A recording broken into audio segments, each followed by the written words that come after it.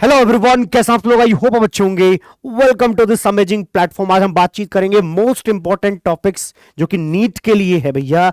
आज का चैप्टर है हमारा मेटलर्जी। इनके इंपॉर्टेंट टॉपिक्स हम देखेंगे, बल्कि मैं साथ साथ थोड़ा क्वेश्चंस पे भी बताता जाऊंगा कि इस तरीके का क्वेश्चन आता है। ठीक है जी, आइए देखते हैं इंपॉर्टेंट टॉपिक एंड क्वेश्चन देख लेते हैं क्या है। Some important ore of the metal. भैया ये बहुत इंपॉर्टेंट है, इसका याद होना आपके लिए बहुत ज्यादा जरूरी है। ठीक है जी। Aluminium, iron, copper and zinc, इनके बारे में आपको पता होना चाहिए, मतलब इनके ओर्स के बारे में पता होना चाहिए। ठीक है। एल्युमिनियम का आपको पता है कि बॉक्साइट होता है और उसका फॉर्मूला क्या है, Al2O3.2H2। मैं चाहता हूं इसको इसी तरह रिवाइज कर लीजिए। और बॉक्स किसका बना होता है? एल्युमिनियम का बना होता है। तो इससे थोड़ा सा हिंट रहेगा दिमाग में। बॉक्स किसका बना होता है? एल्युमिनियम का। तो एल्युमिनियम का ऑक्साइड जो है वो बॉक्साइट है। अगली चीज देखें, आयरन में जो हेमेटाइट एंड मैग्नेटाइट है, आप परेशान कहां होते हैं इस 2, 3 एंड 3, 4 में, तो आप ऐसे याद करा करें, H&M। ठीक है, ये तुम हो वो आपकी है, या H&M एक ब्रांड का नाम है, यहां से भी काम बन जाएगा।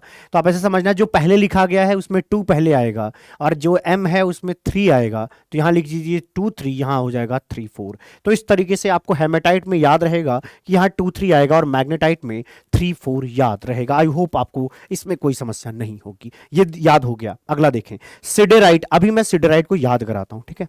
फिर कॉपर पायराइट में आयरन पायराइट में Fe2 है, कॉपर पायराइट में CuFeS2 है।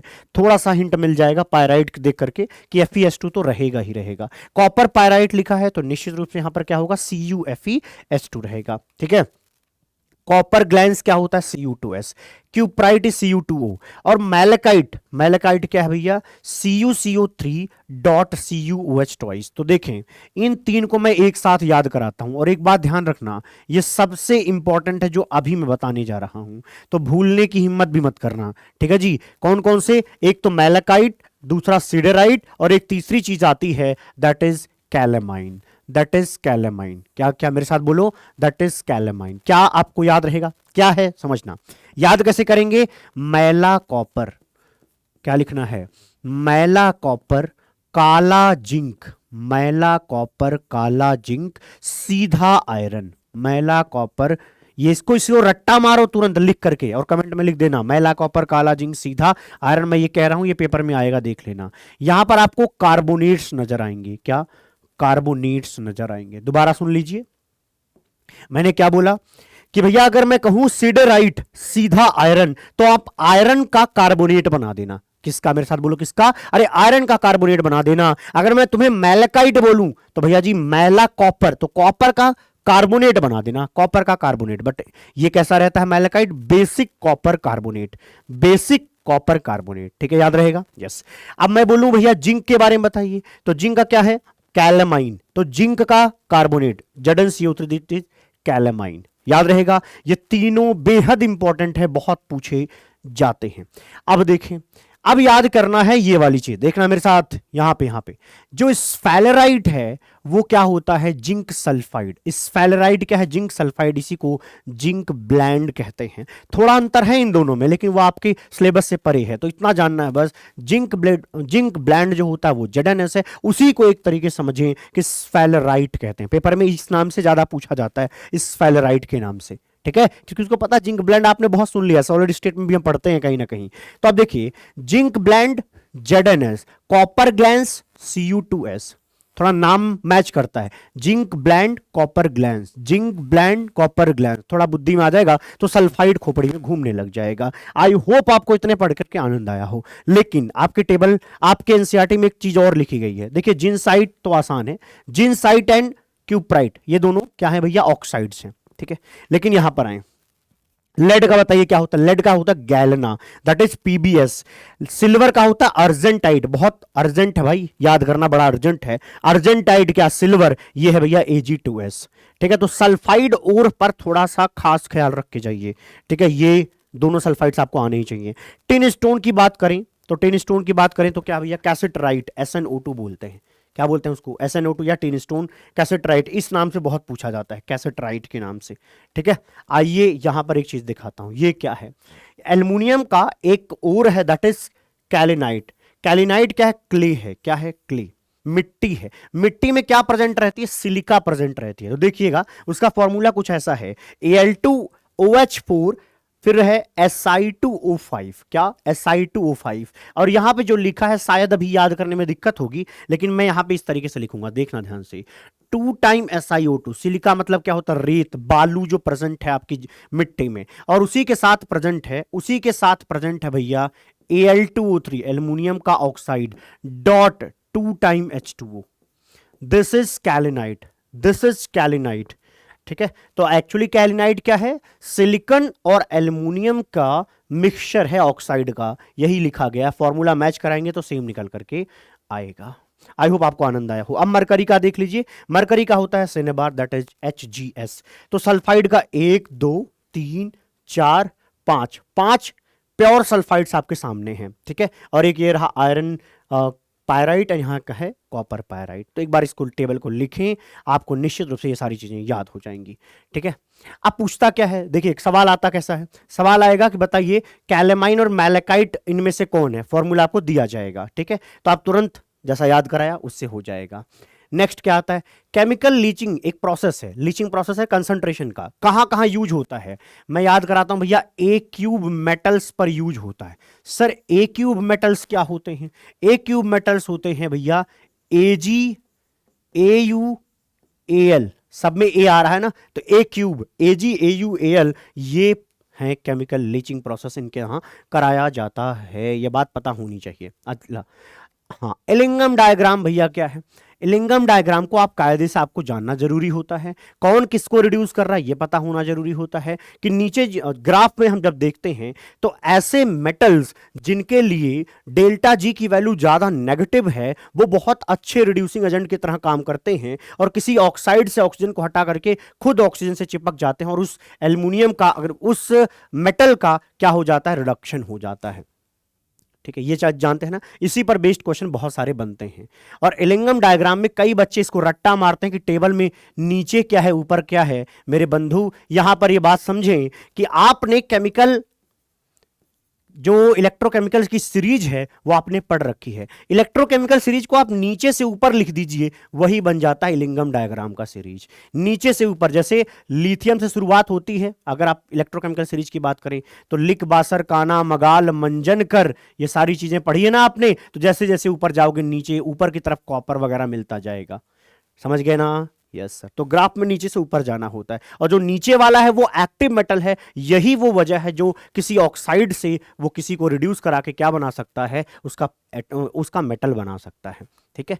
अगला देखते हैं, हाँ पिग आयरन निकलता है आपके ब्लास्ट फर्नेस की, और ब्लास्ट फर्नेस की हर एक रिएक्शन आपके खोपड़ी में होना चाहिए, बहुत ही आसान तरीके होते हैं, ठीक है। तो सारी रिएक्शन हर एक स्टेप आपको पता होना चाहिए, कौन सा होता है कौन सा नहीं होता। और एक चीज यहां पे बहुत पूछता है जो कि है स्लैग फॉर्मेशन क्या होता है, स्लैग फॉर्मेशन की रिएक्शन यहां पे पूछी जाती है। और एक बात पूछी जाती है, दैट इज कि जो रॉट आयरन होता है वो सबसे प्योरेस्ट फॉर्म है आपके मतलब आयरन का। क्यों कहते हैं ऐसा, क्योंकि वहां पे 0.1% कार्बन है, लेकिन पिग आयरन में 4% कार्बन है। तो जो पिग आयरन है उसमें कार्बन परसेंटेज ज्यादा है, तो सबसे मतलब ऐसा कहो कि थोड़ा इंप्योरिटी यहां पे ज्यादा है। फिर आता कास्ट आयरन, इसमें थोड़ा इंप्योरिटी कम हो जाती है, लेकिन उससे भी कम होता है, दैट इज रॉट आयरन, ठीक है। क्या बोलेंगे उसको, उसको बोलेंगे रॉट आयरन। क्लियर मामला। यस, अगला देख लेते हैं। The following reaction takes place in the blast furnace. हाँ ऐसे पूछता है कि ब्लास्ट फर्नेस में कौन कौन सी रिएक्शन होती है फॉर द स्लैग फॉर्मेशन, अभी मैंने ये बात करी हुई है आपसे। दैट अगला क्या है, purest form of commercial iron is wrought iron. क्या, रॉट आयरन। मामला क्लियर है। Yes sir. अगला देखते हैं, aluminium is extracted from alumina by electrolysis of an molten mixture this, ये आपने पढ़ा होगा। अब इसमें क्या क्या इंपॉर्टेंट है, इंपॉर्टेंट ये है कि ये है कौन भैया, Na3AlF6, इसको कहते हैं सोडियम क्रायोलाइट। अब ये जो क्रायोलाइट है ना, ये इसलिए मिलाया जाता है ताकि Al2O3 का मेल्टिंग पॉइंट लोअर डाउन हो पाए, और क्योंकि इलेक्ट्रोलिसिस का प्रोसेस हो रहा है तो ये आयंस देगा, तो इलेक्ट्रोलिसिस का प्रोसेस आराम से इसलिए हो पाता है क्योंकि कंडक्टिविटी बढ़ जाती है इनके डालने से, आयंस के डालने से। तो ये दो फैक्टर ये पेपर में बहुत पूछा जाता है, ठीक है। अगला चीज क्या है, रिफाइनिंग। रिफाइनिंग के जो मेथड्स हैं उनको याद करने के तरीके, क्वेश्चन तो आप तभी कर पाओगे जब ये डायरेक्ट आपकी खोपड़ी में बसा हुआ हो, अदरवाइज नहीं होने वाला। क्या है भैया, लिक्वेशन प्रोसेस, नाम में लिख रखा उसने लिक्वेशन। वो कह रहा है ऐसा मेटल जो इजीली लिक्विफाई हो जाए उसी का रिफाइनिंग आप इससे करवा सकते हैं। अब एक बात बताओ यार, इजीली लिक्विड कौन बनाएगा मेटल, जिसका मेल्टिंग पॉइंट लो होगा।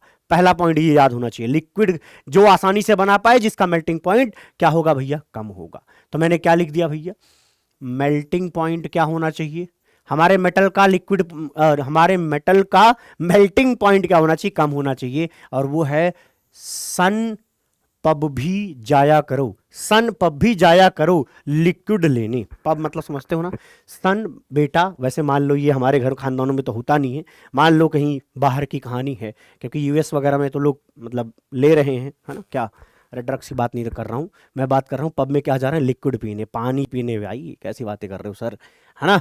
यहाँ पे देखो, यहाँ पे कुल मिला के याद होना जरूरी है कि सन पब भी जाया करो लिक्विड लेने। तो कुल मिला के इससे ये याद रहेगा, याद कराना इंपॉर्टेंट पॉइंट है आज हमारा।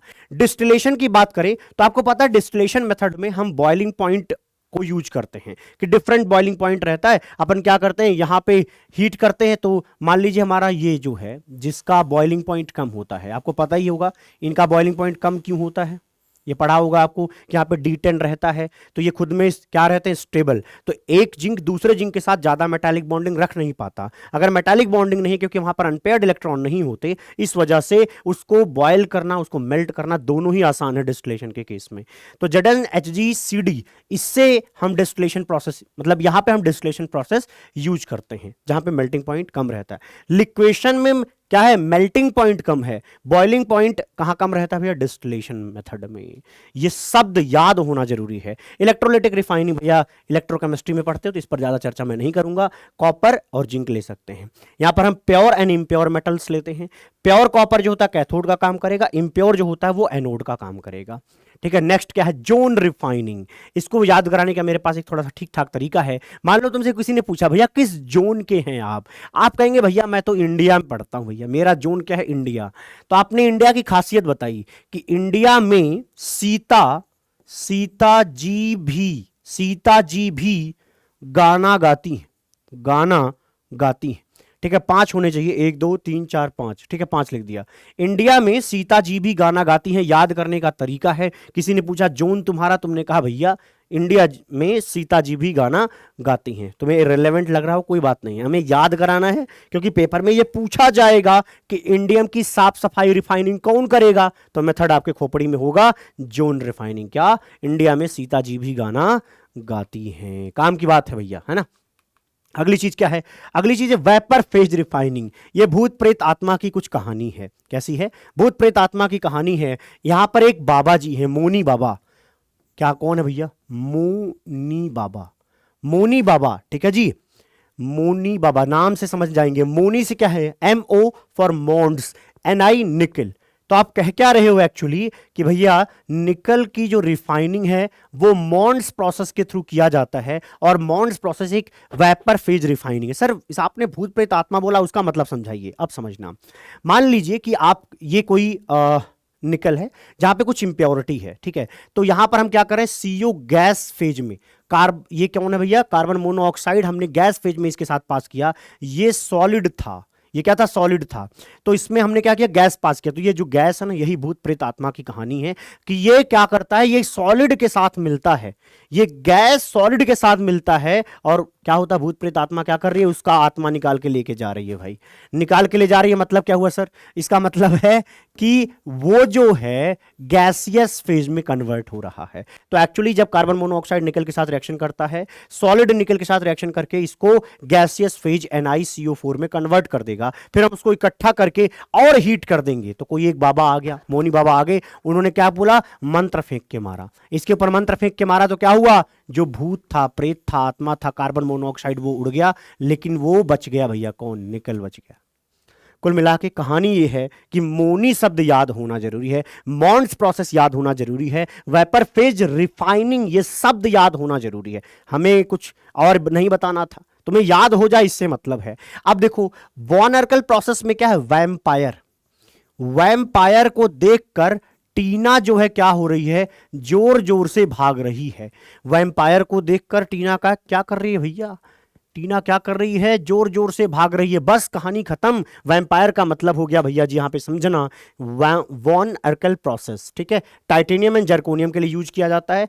हम पहले I2 के साथ रिएक्शन कराते हैं तो TiI4 बनता है, और जैसे ये TiI4 गैसियस फेज में बना, इसको हमने अलग से इकट्ठा किया, इंप्योरिटी छूट गई, हमने इसको हीट कराया, टाइटेनियम अलग हो गया, आयोडीन दोबारा अलग हो गया। समझ बात आ गई। तो इस टाइटेनियम की और इसी तरीके से सेम कहानी जर्कोनियम के लिए है लगानी। तो बच्चा पार्टी यहां के बाद वाली पीपीटी उड़ गई थी, दोबारा लिख के हम बता देता हूं। जर्कोनियम I2 के साथ रिएक्शन करता है, ZrI4 बनता है, लेकिन इसको हीट कर देते हैं, जर्कोनियम फिर अलग, यहां टाइटेनियम। तो जर्कोनियम एंड टाइटेनियम।